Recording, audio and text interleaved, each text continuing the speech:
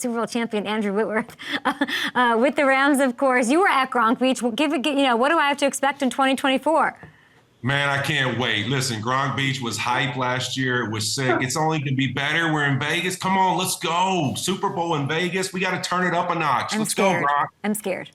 It's actually at the best location. It's at the Encore Beach Club, and we had it there when the draft was in Vegas a couple years ago. I'm telling you, it's the best setup. They have parties there every weekend. So Encore, Las Vegas, the beach club, they know what they're doing, their experience. And Andrew, I can't wait to see you there again. I don't even remember seeing you there last year, to tell you.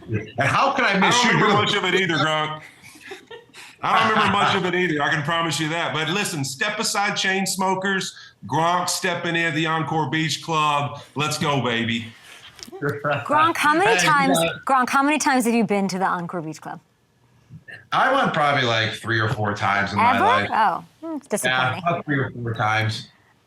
Listen, when I look at you two, I just got to say, you bring up that Super Bowl, the experience, all of it, Super Bowl 53. I'm sorry to do this to you, Whit, because Pat's Rams, take me through your mind when you're watching Gronk. I can't believe why are we doing this to this poor man? Watching him with this, like the one catch that woke me from my defensive-minded slumber. What do we got? Hey, big-time players make big-time plays, baby. This is Gronk doing what he does best in the big moments. And this is why, like he said, it ain't about experience. It's about can you handle the moment. And Gronk was always the best in the biggest moments. That's why I also know this year there's a big kick coming up. And a little setback is only an opportunity for a big comeback, baby. Let's go. Yo, Andrew, I need you as my hype man 24/7. You can put the weight back on, get to like 3:30. You can be my security guard and hype man everywhere we go, man. We would dominate all aspects. I'm ready, baby. Deion Dawkins was on our show yesterday. Of course, they took down the Steelers. Now they got the Chiefs. They got him in Buffalo. He shared with me what his cheat meal is, okay? When he wins a game, whatever. 2 McChickens, extra mayo, which that's nuts. 2 McChickens with extra mayo, 2 McDoubles, and a large fry. He didn't tell me if he gets a Coke, but he better. He's a savage. How does that size up with what you guys used to eat? And I need to know your cheat meals. Andrew, go. Back in the day. You know, I wasn't a huge cheat meal guy. I ate everything in my way, but I was probably more of a tequila. You know, I was going to have me a tequila when the game's over. I was a little more worried about that than probably the cheat meal. I can guarantee you that. I was inevitably going to eat. That's all I ever did. You're like, that wasn't cheating. It was my job. Gronk, what was your cheat meal? All right, every time I went home to Buffalo, New York, I mean, they got the best food there, and it would always be a chicken finger sub with steak on it, so they would call it a stinger. And then you would have pizza on the side as well with blue cheese as well on the other side, so you can dip the pizza and the sub, the chicken finger sub, into the blue cheese. And let me tell you, you got to try it out. You got to try it out. Buffalo only. Man. All right, I have 2 amazing guys here, Super Bowl champion, the biggest caliber. Give me what your biggest prediction is before we let you go, Gronk. Give us what you think's going to happen this weekend. Oh, can you see me? Yeah. All right. All right. My phone just said power under 20%. So, all right. My biggest Super Bowl prediction is Andrew. Not Super Bowl, this week. Oh, this week. All right, this week. All right. I'm so excited that Andrew's on the show. I'm just losing my thoughts. I know.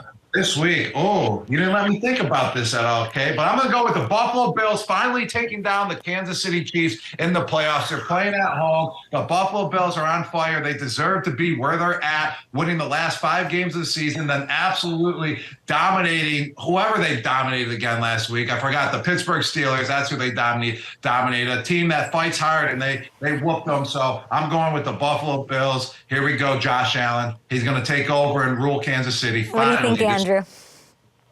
You know, I don't know if I have a big shocker, but I am interested in seeing Jared Goff handle business this week and go back to the Bay and have a chance to take another team to the Super Bowl. I'm looking forward to seeing my guy Goff have a chance to go to San Fran, pull off the upset in the Bay, and take himself to the Super Bowl. That's why we love Andrew. You lost to Super Bowl with him. You're championing. I want to get into him. I want to get into a little bit of Stafford. Gronk, love you. I can't believe you said the D word on my show. I literally cannot believe that you did that. What's the D word? Julian Edelman, get out of here. Oh, get out of here. We got a classy guy joining us next. Andrew Whitworth sticking around to talk about the divisional round, not the Super Bowl.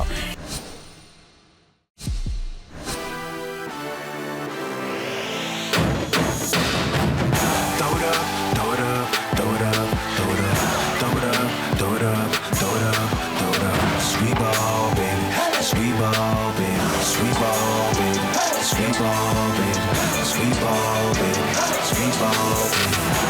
Confetti, one of my faves, back on the show. You just saw him with Gronk. He is a Super Bowl champion, Walter Payton Man of the Year, of course. He can do it all. His cheat meal is tequila, nothing I love more than that, and he's been busy all season as an analyst for NFL on Prime with Amazon. Andrew, how are you? I'm doing great. You know, I always love these opportunities to come on and visit with you. And yeah, you know, tequila, that always leads to grazing and eating everything else in my way after that. Yeah, some people say it makes your clothes come off too. It's a whole thing. Somebody said that once. You're going to be the hype man for Gronk Beach. You have a new job, but all season you're with Amazon. And we haven't talked to you since, I think, before the season started or week 1 or something. Time has flown. Looking back, give me your favorite moment with the Thursday Night Crew on Amazon. You know, we're not short of having a good time. I can promise you that. We like to have a good time, and we close down a lot of hotel lobbies, let's put it that way. But you know what? I think looking back at the year, one of the real special ones was going with Ryan Fitzpatrick when he went in the tailgate section in Buffalo, seeing how much he meant to that city, the Fitz magic.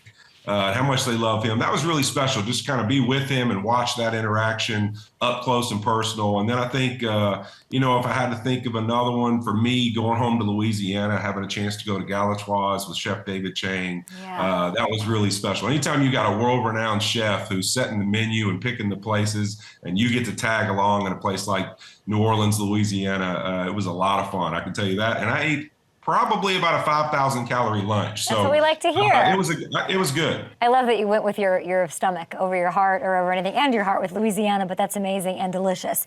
You mentioned Jared Goff. I love that. 2 of your former quarterbacks did face off last weekend. I'm so glad we got to talk to you about this. Even I wanted to talk to you about it before, but happy to have you now. Jared Goff's Lions, they get the better of Matthew Stafford and his tough-ass play and how amazing he is, and this incredibly impressive Rams team.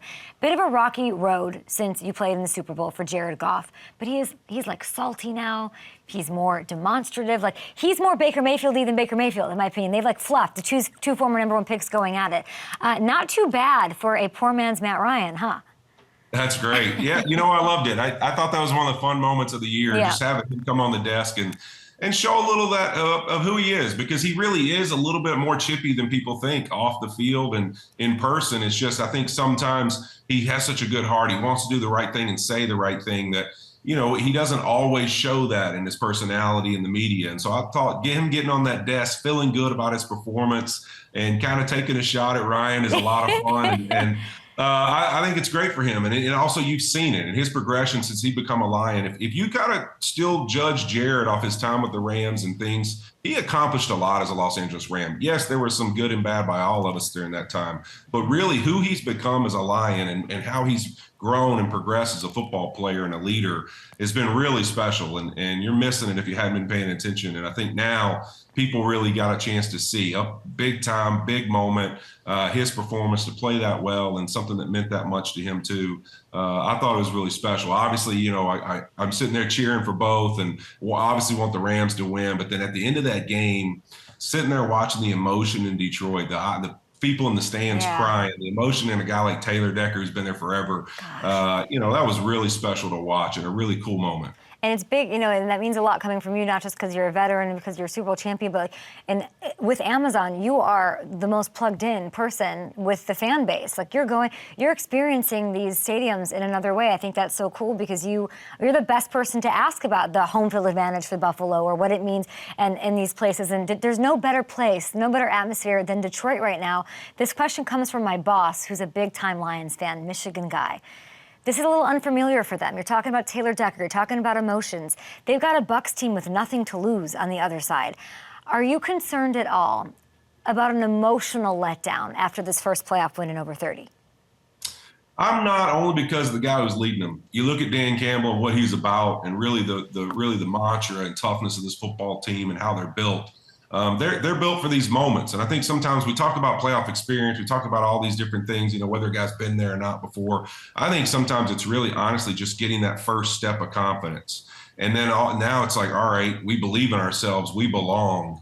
And I think for them, it was more of we have to pull it off and do it.